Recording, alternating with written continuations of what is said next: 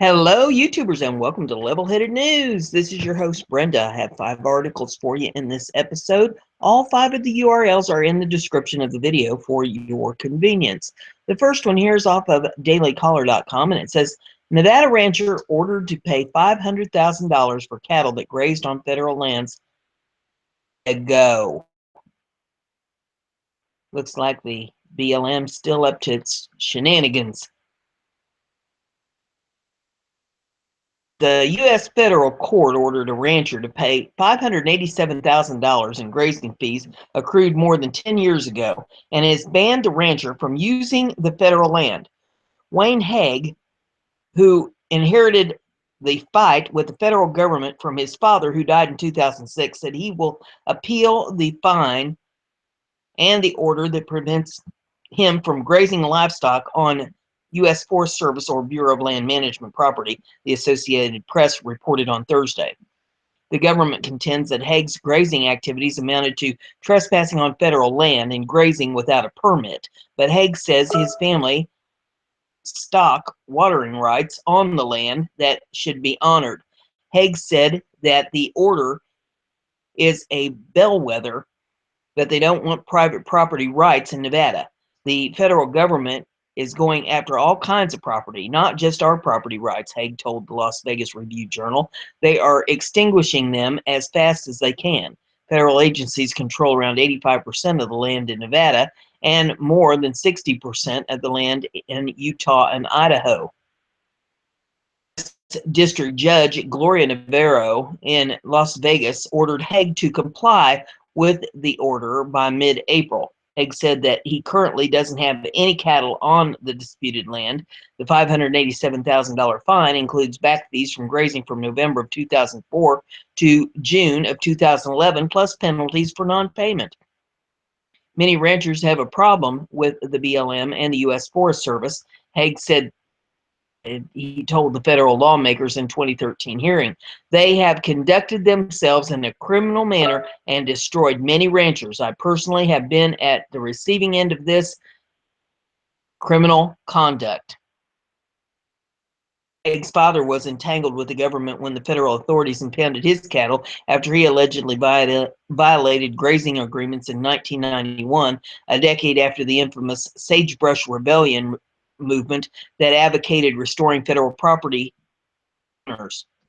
During the past quarter century, the Haig family has taken the BLM and the U.S. Forest Service to court many times over federal agencies taking his property and his water rights. His father even had a criminal charge overturned by a court levied against him by the Forest Service for clearing out brush from a ditch.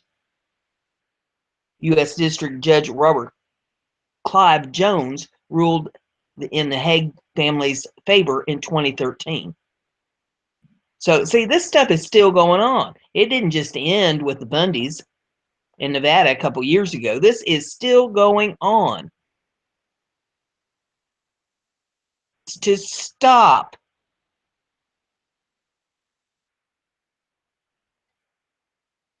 Next one we have here is off of .com. It says, Putin slams governments for imperialism and faith in Satan. In a rarely seen speech, Putin states that there is moral crisis occurring in the West, and it is one that purposely created by governments. In short, the moral foundations of objective right and wrong, often linked to Christendom, have eroded. In their place, the imperial oligarchs have erected a system that reverses what is good and replaces it with propaganda that leads to cultural decay and erasure of identity, according to Putin. Traditional faith in God has been replaced by Satanism. It sounds crazy enough, but then again, there does seem to be at least some degree of affinity for occult religious practices among certain political connected individuals. Whether it's Satanism or something altogether different is a question we will leave to others to decide. He says parties which promote the propaganda of pedophilia have been seriously considered as legitimate due to the excesses of political correctness. The speech has been received, The speech has received renewed interest In the light of current investigation into U.S.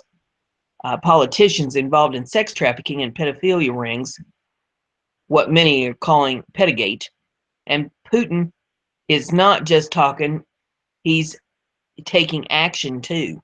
Fairly recently implemented a ban on any U.S. foster parent adopting Russian children. The ban seems extreme, but one must admit it's true that foster care industry in the U.S. is rife with trafficking and child prostitution using adoption as a front in many cases.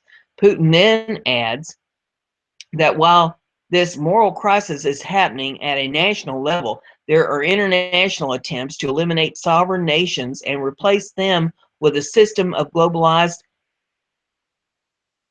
We know that we're supposed to listen to the corporate media and believe that Putin is inherently diabolical, and most likely powerful leaders Putin has in his share of transgressions. But on this point, at least, Putin is technically correct. There is indeed an international Western power structure bent on creating global statehood or a unipolar geopolitical order. Rockefeller's recent death reminds us that he admitted he was part of this structure. Perhaps this is why the prospect of national autonomy, whether it be in Africa or Latin America or Middle East, has always frightened the global transnationalists. Nations that do not cooperate with the shift into global hegemonic order are demonized and propped up as boogeymen. A moment's reflection on history furnishes numerous examples. A permanent, unelected form of government, or what is known as the deep state, usually creates a pretext for conquering such nations by force, eliminating their chances for self-determination. Given Putin's views, it's perhaps natural to question if Russia has become the latest boogeyman for deep state and its NATO allies. As political philosopher Noam Chomsky has pointed out in the past, the deep state has multiple ways of taking down those who identify its quest for globalized economic order. It can send CIA operatives into the defiant nation who poses journalists or musicians. Those operatives began spreading propaganda to incite violent color revolution and install a U.S.-friendly puppet. As a defiant nation, you have a relatively narrow range of options. If you let the operatives spread the propaganda, you risk being violently overthrown or becoming a failed state. If you imprison or assassinate the operatives, the deep state will then use its media broadcasting centers in the West to portray you as a bloodthirsty dictator who kills journalists and musicians. Another technique used by the deep state might be to attack its own political institutions and infrastructure and blame it on you. This can be done physically, but digitally with tools that can leave a fingerprint, falsely indicating that you were the attacker. It is then claimed that you are threatening democracy and must be eliminated. In every case, the deep state will use the situation in an attempt to initiate military conflict and dominate the defiant country.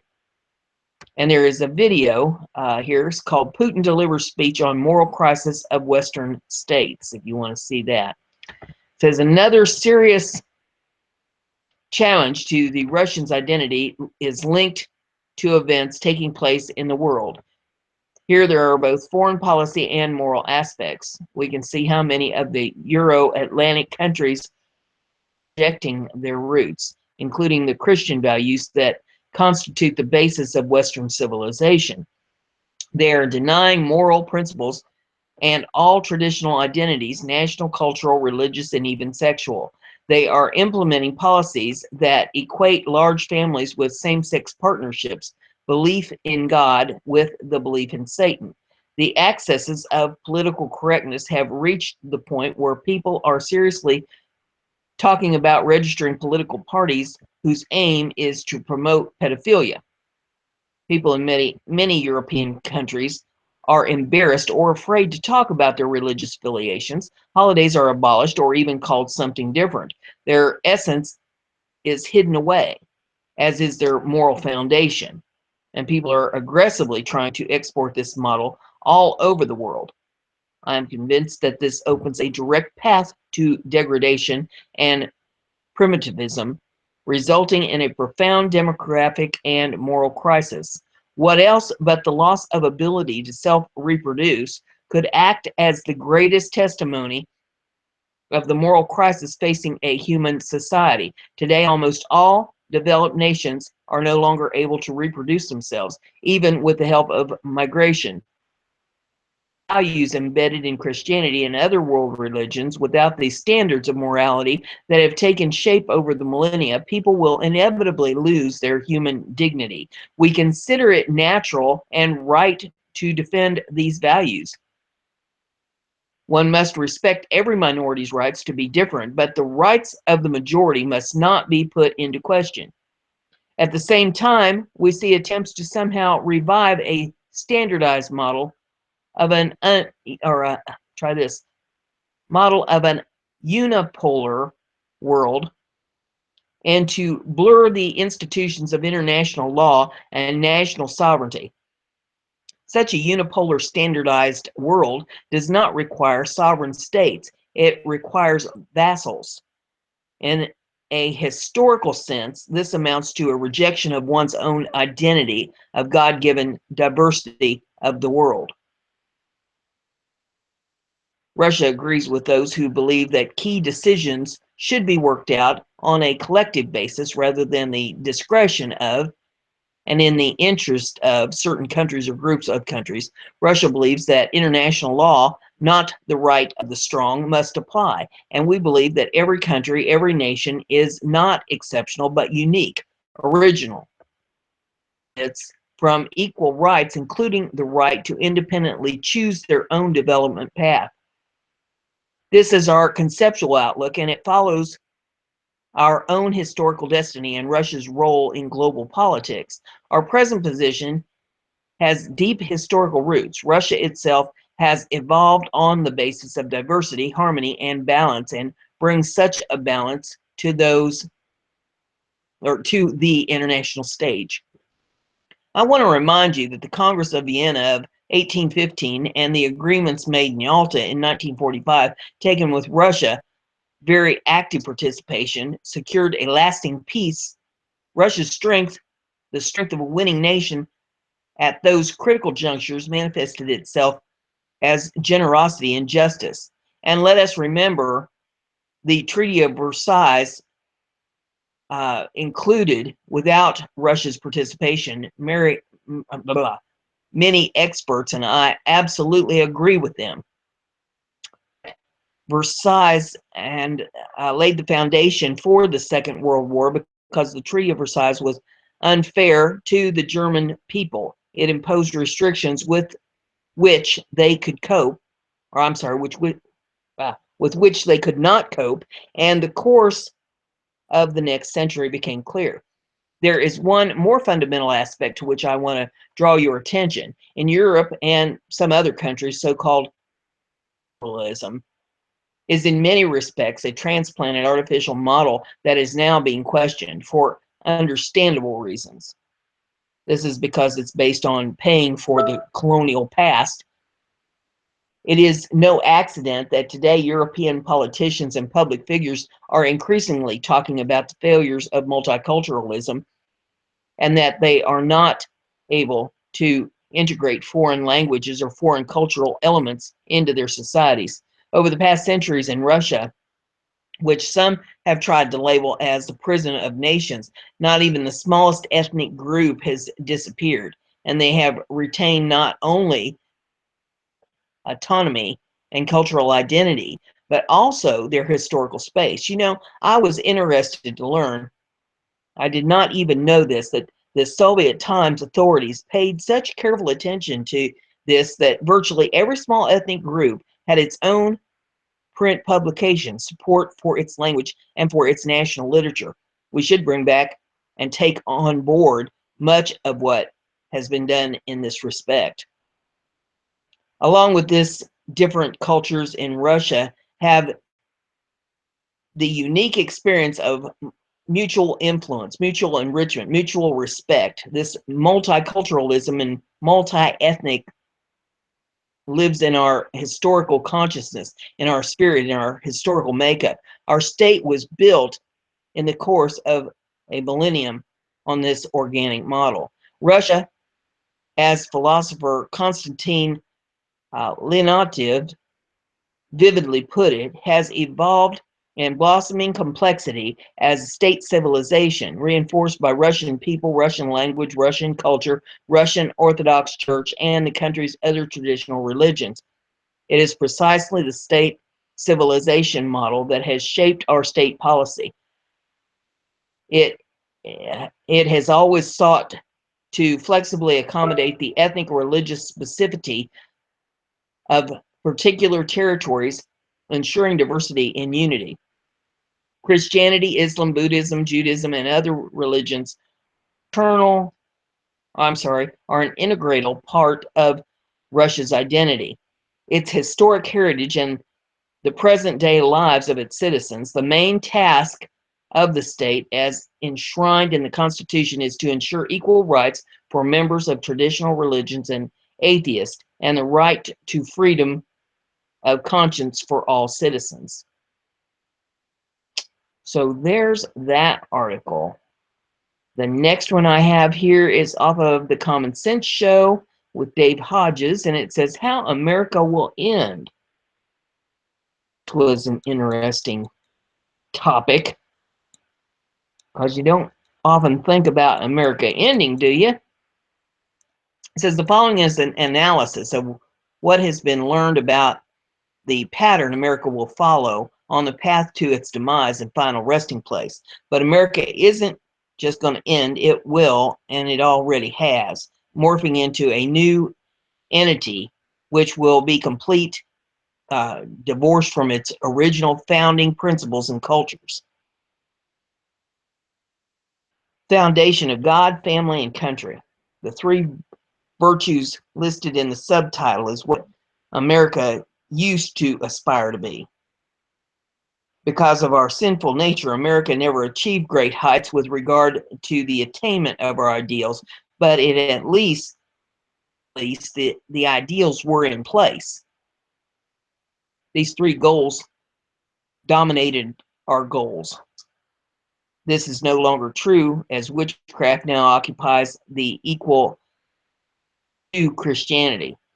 Over half of our children grow up in broken homes, and our children attend schools who no longer teach or aspire to the ideal of American excellence. America is no longer a nation of rules. It's a nation of power, greed, and avarice. Every perversion is embraced, and those that still aspire to traditional values, Christian and pro-Christian or pro-Constitution, are labeled as domestic terrorists. Government documents, as the 2008 MICA report. Up is down, down is up. Russian defectors warned us this would be coming as the Communist Muslim Brotherhood influence dominate the national agenda, and in particular the Democratic Party that has been selected to complete the takedown of America. America has become a rudderless ship of immoral and immoral people cast adrift in a sea of depravity and satanic principles. Media, where a 1968 was first ever TV show to display a husband and a wife sleeping in the same bed, today's displays on TV regarding language, sexual behavior, and adverse to the rule of law are virtually non-existent. We make fun of classic TV shows such as Leave It to Beaver, yet this used to be the happy days norm. Instead of the entertainment that reflected a consensus of moral values being displayed in our TV shows, literature, and movies, these entities are now the trend setters. The smug concept of Hollywood is on full display as they continue to take America to new depth of depravity, and I am speaking about trafficking and far left attitudes that are hypercritical of anything representing God, family, and country. A nation that follows the values of Hollywood is a lost nation. The news media. For a nation to lose its way, to descend into traditional one-world globalism that is decidedly satanic in nature, the flow of information must be controlled.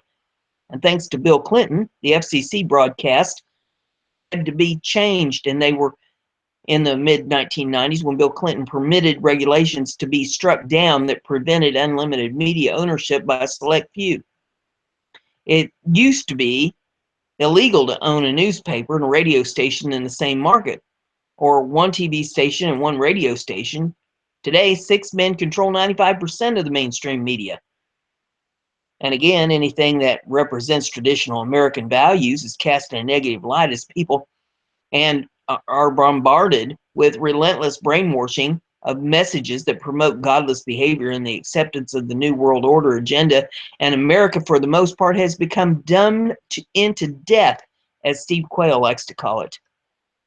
Most America does not even know that their country is being destroyed along with their collective futures. This is not about riding out a bad economic cycle while waiting for the good old days to return. It's not about America downturn. This is about America takedown. In the course of my life, I've witnessed many dying person rally and almost appear to be on the road to recovery, only to give in to the deadly onslaught brought about by a failed immune system. This is what America just encountered with the election of Donald Trump. For one shining moment, America threw off the propaganda shackles and did just enough to get Donald Trump elected, and then they went back to sleep. The role of the independent media cannot be overstated when it came to getting Donald Trump elected. The IM gave the previously ignorant and downtrodden a gathering place as Trump's America First message was repeated over and over. Trump was elected, and then America went back to sleep. The politically ignorant just assumed that Donald Trump would ride in on his white horse and save the day. Trump faces a hostile Congress that is owned by the corporations that are sponsoring the American job-killing free trade agreements and espouse totally open borders no matter what the cost. That the Trump agenda could be implemented was to change Congress in 2016 or have the public intimidate Congress with the unelection 2016-2018 to accomplish the latter.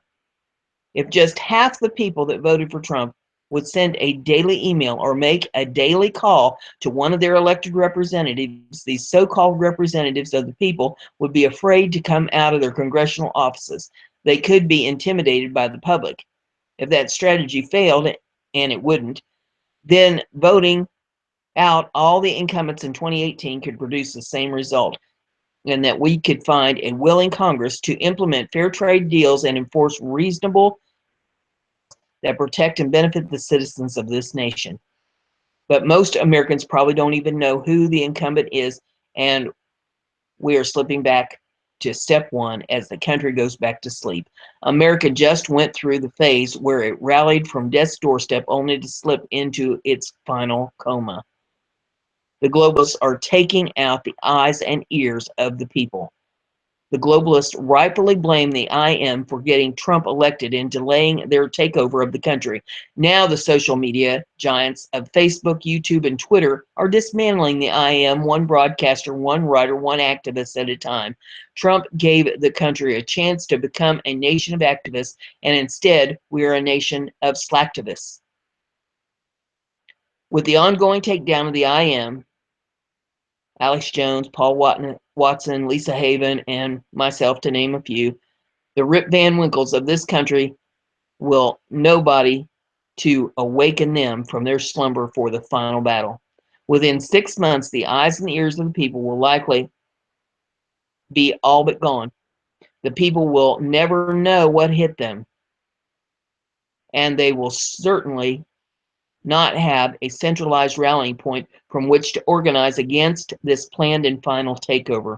Some have asked me, why don't the globalists just take over right now all at once? The main answer to that question is that the globalists are not plundering the resources and the labor of the people. When the last bit of blood has been squeezed from the last turnip, the end will come swiftly. When the final resources are gone and the citizen journalists are out of the way, The path to national Armageddon will continue at the breakneck speed. Jade Helm 15 and UWEX 16. During Jade Helm 15, I warned the country that these were the drills designed to eliminate any vestige of resistance against the New World Order takedown of the country. We'll come to understand the reason for the NDAA and the FEMA camps. We will soon enter America's darkest hour. What's standing in the way? The answer is Donald Trump. However, the deep state has managed to create such a quagmire that Trump can get nothing done, and America's political fickleness will rear its ugly head to give the Democrats control of the House in 2018. And when that happens, Donald Trump will be impeached. Today's Russian allegations are laying the framework for the impeachment. November of 2018 will become the D-Day to destruction. The globalists have tipped their hand. They will use the Russian threat to impose virtual martial law. All opposition to coming war of depopulation will be silenced. As Bill Ayers, Obama's political benefactor, predicted, millions will disappear. The Great War of Depopulation. America has one last task to perform before it is laid to rest. It must start the Great War of Depopulation. Remember, the globalists have repeatedly stated that they want to reduce the population by 90% and by any means possible. Out of the ashes will arise the phoenix of the New World Order. What lies ahead? Christianity will be outlawed, and every perversion, including pedophilia, will be openly practiced. The world will embrace the new religion of Gaia, or Gaia. A new servant class drawn from the small numbers of deplorables will serve as the new elite who have morphed into some form of existence, which will be the result of transhumanism. Satan will firmly be in control of the planet. Could these be the final days? I'm not sure, but I would not bet against it. Cognitive dissonance and bystander apathy have their hidden price. Just think how history could have been different if America had seized the opportunity to support Trump. But that door is quickly closing, and it is closing for the final time. God gave us one final chance to get it right, and we are collectively slapping away the hand of God and embracing Satanism by default. There is no third option. If you can't get on board with saving America, at least get on board with saving your soul. That's something to think about right there. The next article that we have is off of BizPack Review, and it says randomly assigning prom dates, a successful tradition that develops anti-snowflake kids. An Illinois high school has continued a tradition of teaching acceptance of others that's been going on for nearly 100 years. At Aquin High School in Freeport, the students learn this lesson every year at prom time when they pick their prom dates randomly. When junior and senior boys pick the names of their dates out of a hat, WTSP reported. It's not forced upon the students. They vote to continue this tradition yearly. It doesn't leave anybody out. Everybody's welcome to join, and no one's not going to have a date, Corey Korosek, a senior, told WTSP. No matter who you get, you know you're going to have a good time. You get what you get, and you don't get upset, Naomi Schaefer Riley, a columnist for the New York Post, said, quoting a book titled Pinkalicious and writing about the tradition in an article published on Saturday. She noted the tradition goes back to a time when school dances were used as tools to teach socialization to students. The lottery gives kids the lesson that sometimes things in life don't happen exactly the way you anticipate or want, Riley pointed out in the Post story. The lottery system introduces an important element to the exercise, though life is outside of our control. For some, this means God works in mysterious ways. For others, life is a game of chance. Kids should understand this best because so little of their situation in life is the result of their own actions, but they also have no idea how life will put them into contact with people who are nothing like them, people whom they will be forced to get along with, even if they don't like them at first or ever. It is in contrast to everyone gets a trophy and has their feelings validated approach in many high schools and colleges today. Obviously, for the most part, we want kids to feel like they are in control of their lives. We want them to feel that if they work hard and act kindly toward others, they will achieve some measure of success and happiness. But too often, we give them the impression that the control is total. Sometimes success happens by accident or when you least expect it. We can only accept the outcomes with grace.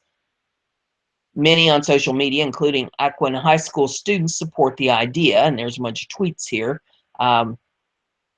Let's see, I'll pick one. It says, let's see, let's say Spencer Gaff put out a tweet that says, so you have a boyfriend but go to prom with some other guy that the school assigns to you. And this girl tweets back and says, I did. My boyfriend and I at the time still danced and got to take pictures together. We seriously both loved it. Another one says here, I like the idea. Today we lack social skills and interaction. This is fun as well as creative. We have is off of BizPack Review, and it's the final one. It says, cops arrive to this. Alleged burglar caught on school fence with pants down. Or is that up? All well that ends well. That an alleged burglar managed to get caught with his pants around his ankles was not clearly as surprising as the fact that he did it while hanging upside down. A locksmith saw a man trying to force his way into classrooms at Miles Elementary School in Tucson, Arizona. The man beat a hasty retreat upon realizing he was being watched, but his pants got caught as he scaled the school's spiked metal fence, ABC affiliate KNXV reported.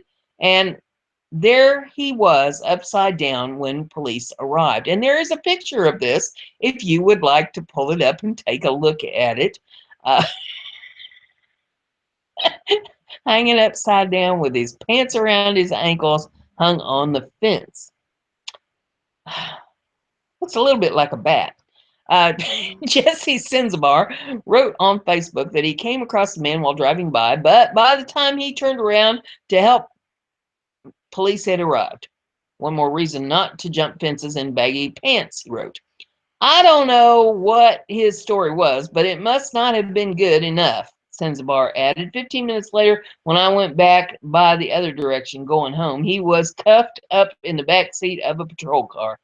No worse for the wear. The man smiled for the camera, Senzabar concluded. I can't make this stuff up. Ah, Lord have mercy. So there you have the news for the day. If you like what I'm doing here, give it a thumbs up. Share it on your social media so everybody gets to enjoy this entertainment. If you haven't subscribed yet, please do. That way you'll stay informed. Have a great day.